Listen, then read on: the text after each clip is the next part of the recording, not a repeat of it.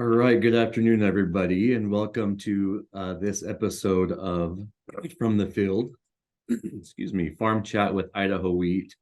We are privileged today to be joined by Candace Roper. Candace is the Chief Representative of CoBank Singapore, and we've invited her here to join us today to talk about CoBank and its support of U.S. agricultural exports. So Candace, if you want to go ahead and start us off, just an introduction of yourself and what you do with CoBank. Thank you very much, Ryan. It is certainly a privilege to be with you today. Very honored to participate in your Farm to Field podcast.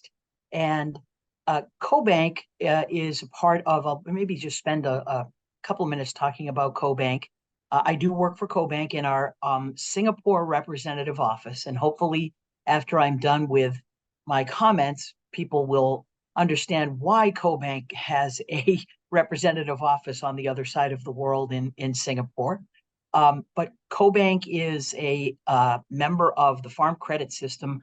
I assume that some of the participants in today's podcast, if not all, are familiar with Farm Credit.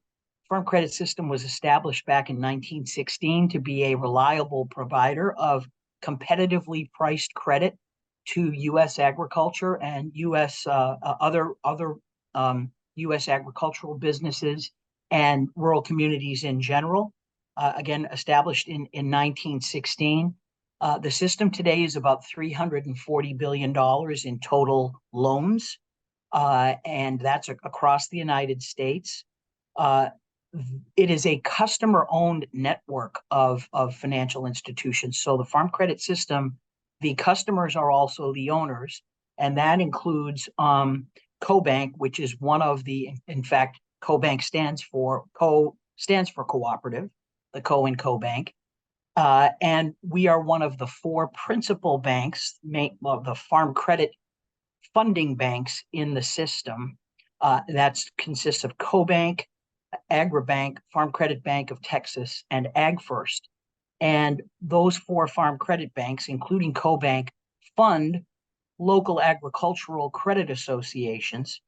CoBank as well finances agricultural cooperatives, other agricultural businesses across America, rural utility systems, and the agricultural credit associations that are also members of the Farm Credit System that are in the districts that we are responsible for as the funding bank, or that we have a partnership with the local ACAs who are actually providing the funding at the farmer, rancher, producer level. CoBank doesn't do that. We're kind of, I guess, maybe a level up in the value chain, and also, as I mentioned, finance these rural utilities businesses. I should mention that two of our larger shareholders, because again, we are owned by our customers as a cooperative, including the farm credit associations that we fund, are the two farm credit associations that serve Idaho, and that would be Idaho Ag Credit and Ag West Agricultural Credit Association. And so we're proud to be the funding bank for those two associations serving the state of Idaho. And the bank is headquartered in Denver, Colorado, kind of in the middle of the country. And we are the only bank, aside from our national authorities, we're the only bank that kind of transacts the agribusiness financing on a national basis. But aside from that, we are also the only bank in the Farm Credit System that has the authority to operate outside of the U.S. And when I say operate outside of the U.S., it's very limited and very defined, very strictly defined, and that is to provide financing and related services to support the export of U.S. agricultural products. So everything we do is tied back in some way to American agriculture or rural America, including our ag export finance business. For the business, for the ag export finance business to the markets in Europe, Middle East, Africa, and Latin America, we service those markets from our head office. But from Asia, since it is such a large market, both physically, I should say geographically, and in terms of the volume of business, and because it's just so far away, so many time zones away, there's no overlap in the business day.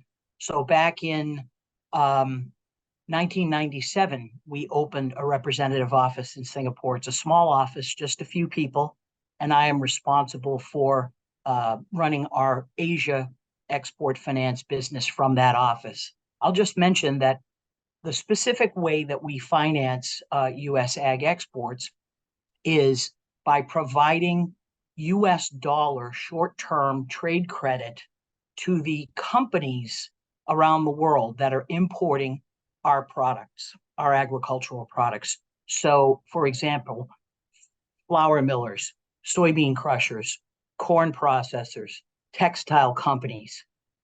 It's runs the whole gamut of companies that would be importing and processing and selling domestically, or perhaps processing and re-exporting U.S. agricultural products.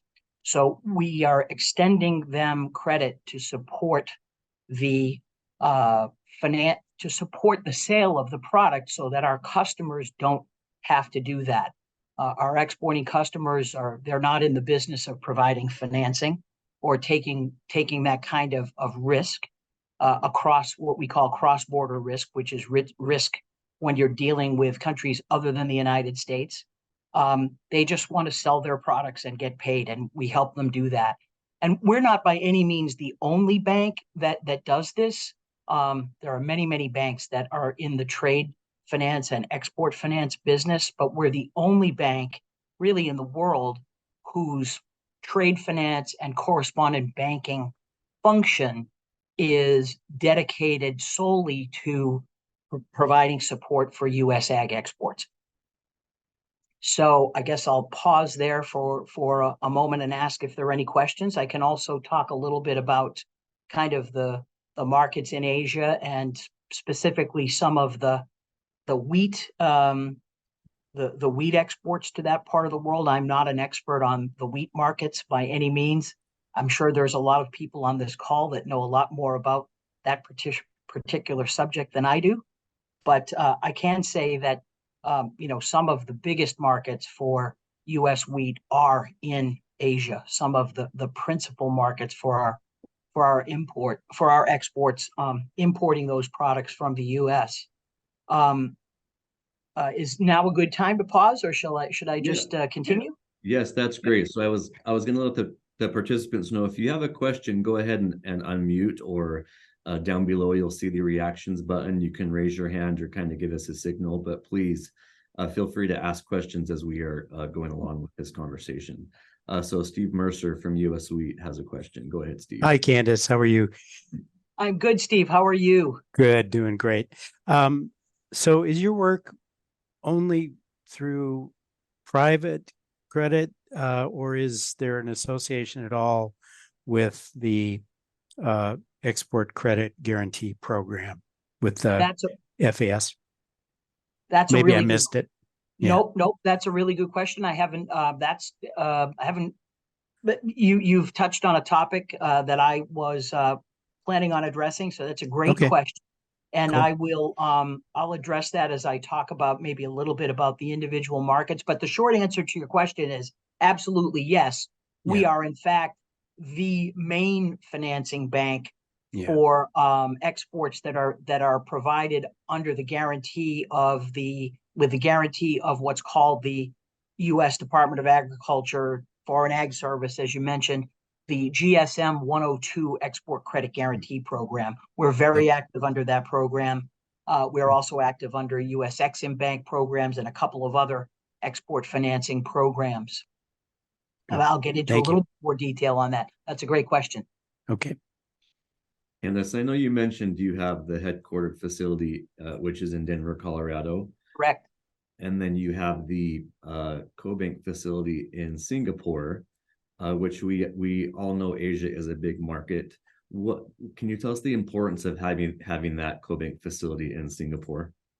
So thanks, Ryan. But by having the office in Singapore, we can communicate on in real time during the Asia Business Day with the counterparties in the region, be they the importing customers or the exporters, because a lot of the exporters will have their offices in maybe Singapore itself, or perhaps in Hong Kong, maybe in Shanghai, someplace like that, perhaps in Kuala Lumpur. So we're basically in the business day time zone because if you go, I mean, the time difference with Asia, if you're talking from the mountain time zone from Singapore to Denver, for example, or where you are today, it's 14 hours. And then when the US falls back, it goes to 15 hours. So, and it doesn't, the time in Singapore, they don't change the clocks in Singapore because it's on the equator. So the length of daylight varies very little during the year. So it can be as much as 16 time zones, just no business day overlap. And then the other one is travel, because we do need to travel to the markets to keep up with what's going on, to call on the counterparties that we're extending credit to, do our due diligence, manage the relationships. We regularly meet in all of the markets where they have an office with, for example, U.S. Wheat Associates. U.S. Wheat Associates has its headquarters for Southeast Asia and South Asia in Singapore, as do many of the other cooperator groups, for example, Soybean Export Council, Dairy Export Council. So by being there, we're really able to be on kind of, I said it, like, as I mentioned, a real-time basis, able to be involved with the business and kind of our fellow organizations that are kind of dedicated to financing, or help, I shouldn't say financing, but to promoting exports of U.S. ag products. Okay. In terms of the markets, I'll just make a few comments. So the U.S. in 2022, we exported, and this is value, right? So when we're talking about these dollar amounts, prices can have an impact on how much. Obviously, prices have an impact on the total value, but just when you look at total U.S. ag exports, we have to speak in value terms and not in metric ton terms. But in 2022, we exported about $213 billion in ag products from the U.S. About 44% of that went to Asia. So when you think of, there's Europe, there's the Middle East, there's Africa, there's Latin America, there's all these other regions, but close to half of that amount went to Asia. Of that amount, that 213 billion, close to 10% was wheat. About 19 billion of that amount was wheat, which is a little bit lower than in some years. And of that amount, of that 19.8 billion, about 9 billion of that, or over 43%, went to Asia. So it's a very large market for U.S. agricultural exports, and it's quite a large market also for U.S. wheat exports. In fact, if you look at the top 6 markets, if you look at the top 5, 4 of the top 5, as I think you mentioned in your invitation, are in Asia. 5 of the top 6 are in Asia, and 8 of the top 16 are in Asia. And these include markets that range from highly developed markets like Japan and Taiwan and South Korea to kind of, I would say, medium developed countries like China, and then less developed countries like Thailand and Indonesia. These are all big markets for U.S. ag products, but they have a different profile, and they each have kind of a different risk profile, or a different range of risk profile. And I mention that because, for example, the largest market in Asia for our exports is Japan. They imported about $2 billion, or about 10% of total U.S. wheat exports last year. That would last full year in 2022. And that's a market where, frankly, CoBank, surprisingly, we don't have a lot of business, because it's a market where, as a very developed market with, very reputable, well-established, well-known companies that are, the agribusiness companies there. Sometimes it's even the government that might be doing the importing. Steve could probably speak to that better than me. Like the Japan Food Agency, for example. That a market like that, the exporters are willing to extend the credit for themselves, or the buyers don't need the credit. They have cash, so they'll pay cash, or the exporter will say, I'll give you 190 days or 120 days or 180 days credit, and you just pay me back. A lot of the business is just done on what we call an open account basis. It's been, the same buyers and sellers for many, many years. And so we don't really have a role to play there in terms of stepping in and taking on the risk of providing that financing, or the guarantee of repayment to the exporter that we do in other markets. Now, contrast that with a market like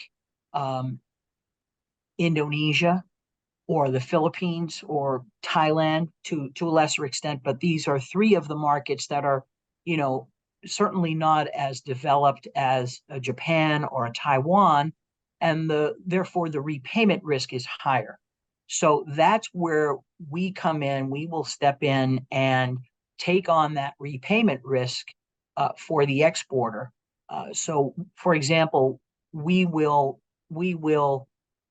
pay the exporter the full invoice value of the shipment. It might be a container. In the case of wheat, it's probably going to be a vessel. So that could be many millions of dollars. We will pay. These are typically under letters of credit that are issued by banks. I won't get into that because that's a whole other webinar topic, kind of, trade finance. But we would do that under a letter of credit, which is a letter of guarantee that's issued by the importer's bank on behalf of the importing company. So that bank, say in Thailand, or in the Philippines, has a line of credit to the local flour mill, and that might be somebody like a San Miguel, or Republic Flour Mills, or National Flour Mills, and that bank will issue the letter of guarantee saying that, 180 days from now, if the buyer doesn't pay you back, Mr. Exporter, we will pay you. We are taking on the repayment obligation of the importing customer. So the exporter may say, okay, that's fine. We'll accept that risk, of that repayment risk. They've now substituted the repayment risk of the importer with the importer's bank, which typically is going to be a better, stronger risk. But they may say, you know what? We don't really want to take even that risk. We want to get paid now. We want the cash now, and we don't want to be taking that repayment risk for the next 180 days. So CoBank will step in and pay the exporting customer the amount of the shipment, and we will then create a loan obligation to the importer's bank that says 180 days from now, you pay us the full amount of the shipment, the value of the shipment, and we're going to charge you X% interest, and that's done by agreement. But of course, the relationships, correspondent banking relationships with these banks are already in place.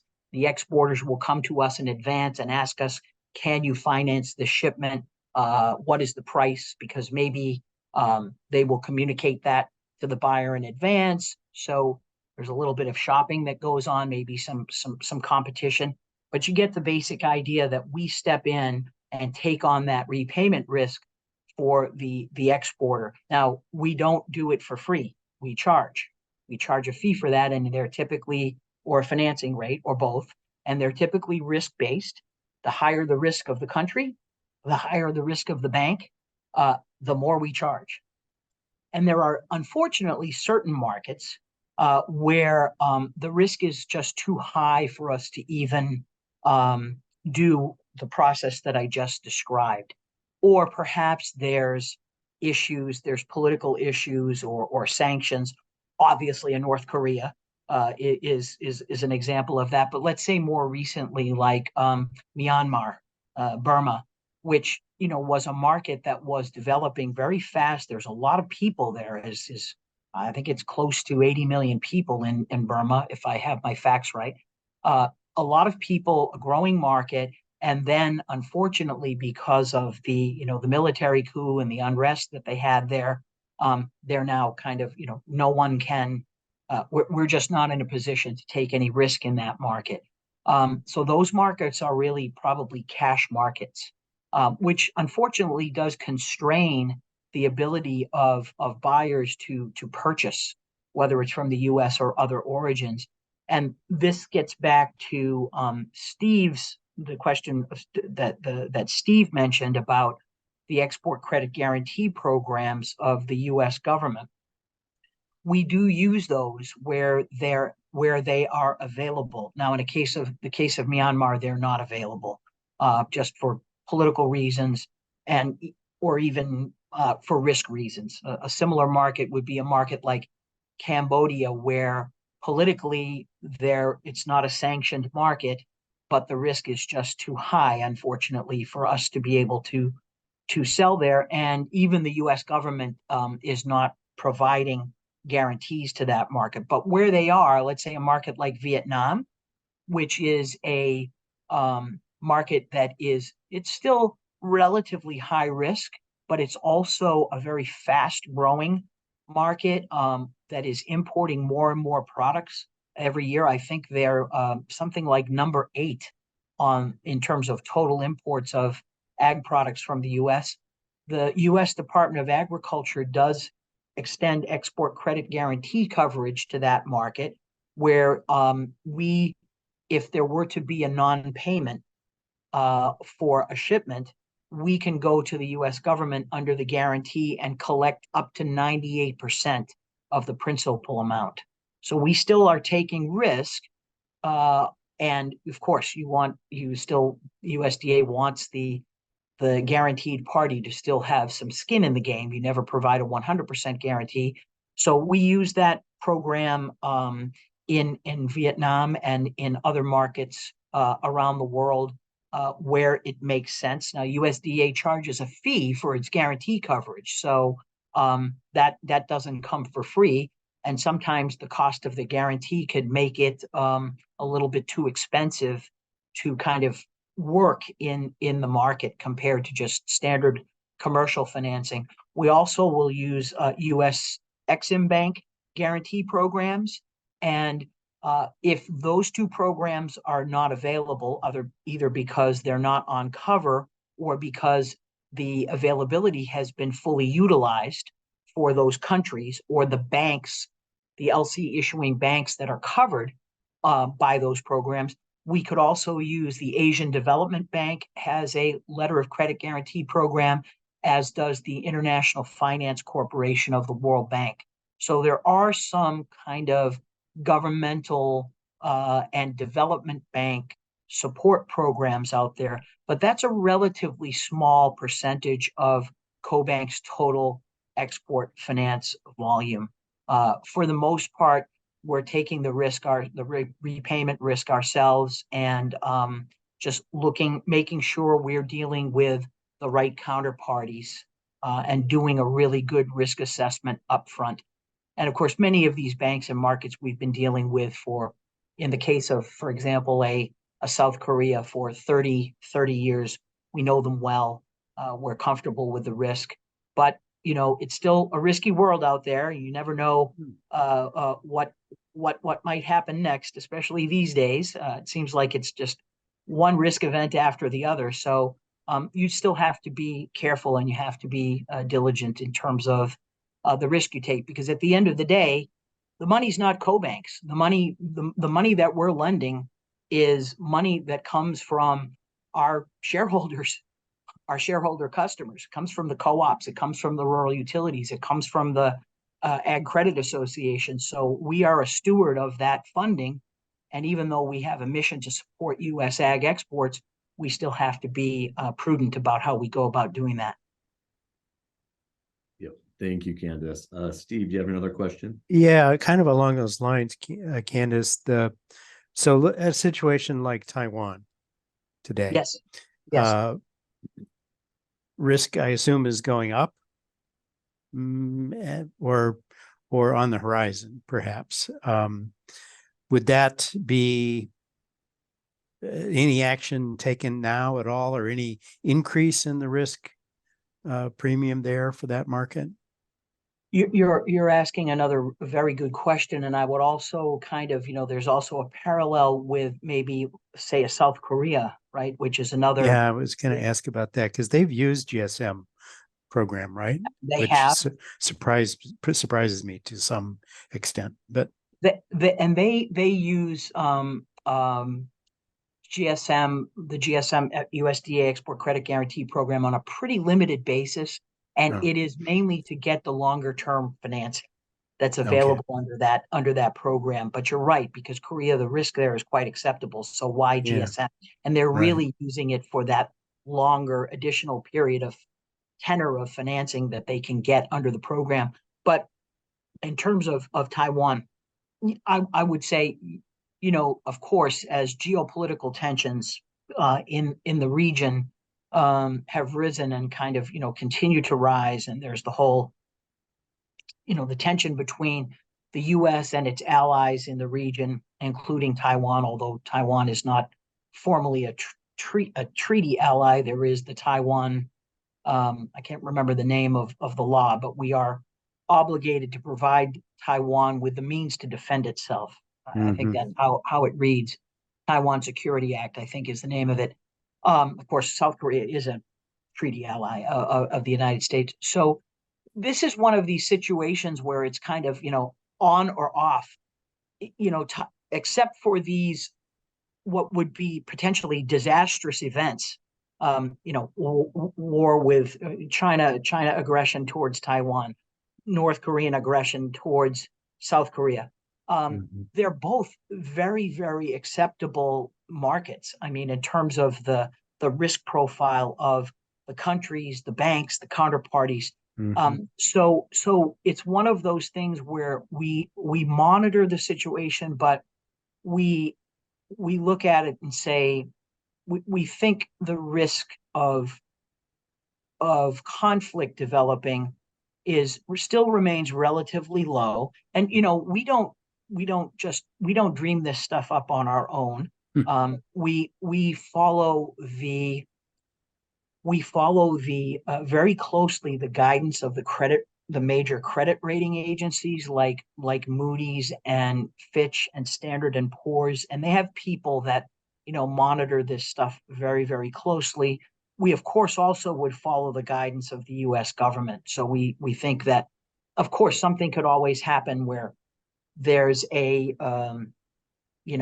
boats crash into each other, or there's the possibility of accidents to turn into problems, or of, games of chicken to develop into open warfare. But at this point, we still feel like the risk is acceptable, but it's something we do keep an eye on. In terms of the risk premium, I don't really see that the pricing, as reflected in the pricing, you don't really see that the pricing has gone up for these markets. The risk premium has gone up for either Korea or Taiwan over the last couple of years. And the rating agencies certainly have maintained their credit ratings for these, both of those countries, which again prominently factor in geopolitical risk. I hope that answers your question. Absolutely. Yeah. Thank you. One other quick question, unrelated. So your source, you said 19.8 billion in U.S. wheat value. What's your source for that? So I'm looking for the same sort of information. So I got that from the USDA BECO data. okay. Thank you. And let me look at that again, just to be sure here. It said this is marketing year 2023. Uh-huh. It's marketing year 2023. So that was 19.8. Sorry, did I say that was dollars? That's what I heard. Yeah, I'm But sorry. I believe that's actually metric tons. yeah, that's what I wondered. Yep, you're right. That's metric tons. So when you look at the wheat exports to Asia, for example, That's total, actually. Yeah. No, right? that's Asia. Yeah, that's Asia. Um, Asia was about 43% in quantity Okay. terms. Okay. Yeah, Does that make sense to you? it does. Yep. Yep. Yeah. And I agree. I think with the dollar question, I keep hearing now everybody talks about dollar value of exports and how it's down this year, over compared to last year. I'm like, okay, some of that is volume, but I mean the 200 plus billion that we sold a year ago was hugely about price. But anyway, that's a Exactly. side story. Sorry. Exactly. You're exactly right. And, commodity prices influence that. The value of the dollar influences that. And of course, the stronger the dollar, the more difficult it is, the more of a challenge it is for our origin exports against the competitors, because they have a built-in price advantage over us when the dollar is rising against their currencies, Like the ruble. like the ruble, for example, or the euro. Candace, you've shared some really valuable information today. We just thank you so much again for taking the time to join us today. We really appreciate your insight and education on this. And for those of you who are participating, thank you for joining us today also. We will post this recording to our YouTube channel and also to our podcast Spotify channel. Let your friends, neighbors know you can go watch this, or they can rewatch it. I also want to remind you, we do have another From the Field Farm Chat with Idaho Wheat coming up this Thursday. We'll be joined by Mike Spear from US Wheat, and we'll be chatting with him about world and US wheat supply and demand. So feel free to go to our social media platforms. You can get the links for that upcoming From the Field, and we hope to see you there. Candace, again, thank you so much, and thank you guys all for joining today. Thanks very much, Ryan. It was my pleasure. And have a good rest of your day. And thank you again. Thank you.